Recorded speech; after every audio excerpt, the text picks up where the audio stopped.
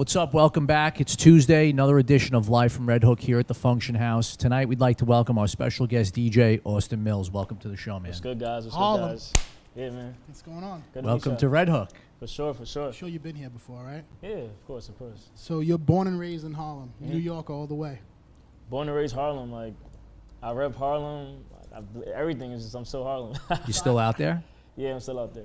So I heard a crazy story about you. You were 16 years old. You put out this little demo, this beat CD, Yeah. and you got pulled into Puffy's office. Yeah, it was a I want details of You what want, that like, phone really- call, what Yeah. that phone call was, because being 16 and getting a phone call from Diddy, that had to like. Really Yeah, I was charge shocked. you. It was pretty, it was epic. You know, just, I was in high school, I was making beats as a hobby, like the same way you play video games as a hobby, like making beats was the next transition for me. But yeah, I used to make beat CDs, give it to all the homies so they could like rap to in school, and it just started getting around more people. And then one of my homies, his father was A&R, and he heard my beat CD, and he's like, yo, I got a call from him. I was like, what's up? He's like, come to the studio. I said, what studio? He's like, Daddy's house. And I was like, Daddy's house? And I remember like Daddy's house from making a band, so I just remember that whole like getting cheesecake, all that whole era. And I was like, all right. So your first thing, I went, sped down there in the studio. I didn't even know that Puff was gonna be there. I just thought like the A&Rs were gonna be there. So I got there and I was just shocked. And it was like from that moment on, I'm like, all right, this is where I belong. So what did he say to you? I mean, I've had so many like episodes with him, but I can't really remember the first time what happened when I was there because I was so shocked that like none of the things were like I still don't really remember. Yeah. I just remember being like next to a massive board and him just orchestrating everything. It was an amazing feeling. So did you do some work with him after that? Yeah, like I was always around like a sponge. I was in high school, just always around like during like the press play era, just always, just milking up knowledge and trying to get as most knowledge that I can from because he just never sleeps. So that whole hustle and that drive, that just stuck with me. So would you consider him a mentor of yours? Yeah, definitely, yeah. Not like a mentor, so like he'll hit me up, but it's just like from afar, like, just to see his persistence and his hustle and his drive is just always, it was there. So, I mean, not to age you, but the average 16-year-old when you were 16, they weren't making beats. So what inspired you to make tracks? Like, honestly, I just love music, and just growing up from New York and Harlem, I was always around it, whether it's my family or just walking in the street and you hear just music, it was always around. But being 16, it was like a thing because that era in Harlem was really like massive with the whole like chicken noodle soup and the whole like light feet, all that stuff was around in that era. And I was around too, like I was dancing, I get jiggy. So it was all around that time, and I just, all right, let me just make beats. So what were some of the influences for you? For me, musically? Yeah, Just Blaze, Heat Makers. Around that time, that was a heavy influence on me. Yeah. And the equipment, you were using MPC? No, I was using Fruity Loops. I just got it on my computer, was just testing it out, and I was just learning on my own. I don't think YouTube was around at that time. I was really just trial and error learning. And that was enabling you to put stuff out. Yeah, like I would simply, make right? CDs from beats I made in Fruity Loops, and I would make like little mixtapes in high school, get like exclusive songs on the internet. Like it was crazy, So were you DJing as well as producing, or you just started making beats? At that point, I didn't really want to be a DJ. It was all just producing. I just loved music. It was all producing. DJing just happened after. So I mean, you worked, you made beats and you worked with a ton of artists. You want to name some of the artists that you? Yeah, like honestly, like I think my first placement was like with Nas and the Bravehearts, and I was in like around high school, so like that happened, and then Your first placement was on a Nas album. It wasn't a Nas, it was a Bravehearts. I can't really remember. It was a Braveheart. You know how he had the group Bravehearts? Yeah. It was around that. That was a placement, and then I've been working with just. Placements with Wale, Shy Glizzy, Hit Boy, Drum. Yeah, worked with some Jim Jones, Dipset. Nice. Yeah. So you were a hip hop guy. I'm sure you still make hip hop tracks, yeah, for sure. But you gravitated towards dance music. I just feel like genres right now, I don't really want to like put myself in a box. I love making music. So sometimes it's really how I'm feeling. Every project I drop, it progresses and it changes.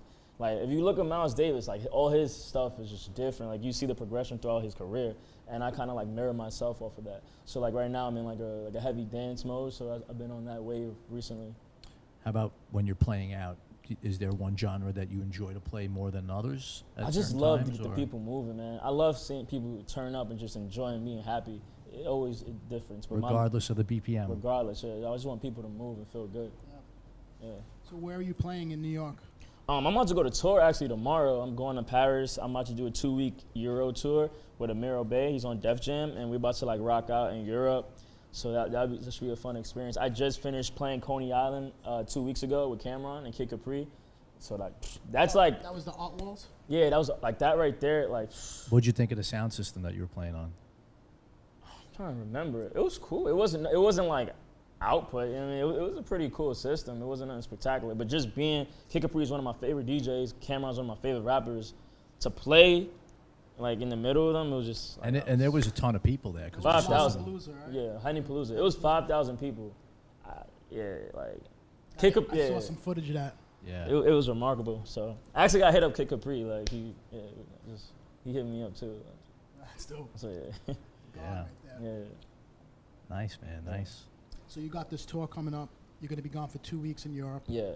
Talk to us about that. How did you get on this tour? Amir's my homie. We've been brothers for some time now. He got on the tour. He got signed to Def Jam, so he's putting me on as a supporting act, and I DJ for him as well. So we're gonna just be out there, Europe, getting our feet wet, grinding out there. And then we're coming back. We're gonna do an American tour in August as well. So Have you been on the road before? yeah, we were on the road. Yeah, I've been on the road before. I've been on a world tour with Party Next Door 2 years ago. So you know when to sleep. Yeah. So what do you find the most challenging being a producer and being a DJ? What's the most challenging aspect of this career for you? I would say like right now it's a great time for producer DJs, but I would say the most challenging part is just time management. So when you're on the road, you're doing shows night in, night out, but then finding time to like just cook up in the studio and get motivation or inspiration. Because catching flights every day, but how can you just sit down and like really make beats? So are you working on music while you're on the road? For sure, Get yeah. inspired, you start working on Yeah, tracks. definitely, man. Like sometimes if I'm in a random city, I just go out, just walk, and just feel that inspiration. I'm in a hotel room. I could really cook up in hotel rooms as well. So what do you have jamming on your iPod when you're not DJing? That's a good. It can go anywhere from like Phil Collins to Kaytranada, man. Like honestly, really, like That's what's up. I like or man. like Tori Moy. I just like to chill, man. Like, So it's like music in your everyday life? yeah, Not one always, day goes by without playing music? gotta have music around. Yeah. So how much time would you say you're spending in the studio?